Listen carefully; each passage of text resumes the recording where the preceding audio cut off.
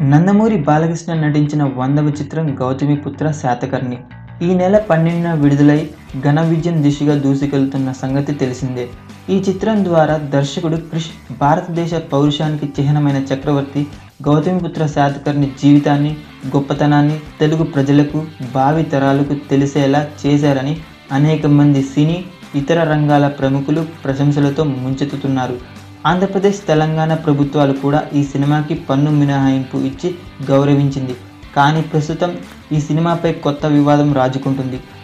ప్రముఖ చరిత్రకారుడు, royal historical society London సభ్యుడు, వాయిస్ ఆఫ్ తెలంగాణ నాయకుడు కెప్టెన్ ఎల్ పాండురంగారెడ్డి ఈ చిత్రంలో కొన్ని తప్పులున్నాయని, చరిత్రను తప్పుదారి పట్టించారని, ఈ చిత్రానికి ఇచ్చిన పన్ను రాయితీని వెనక్కి తీసుకోవాలని డిమాండ్ చేస్తున్నారు.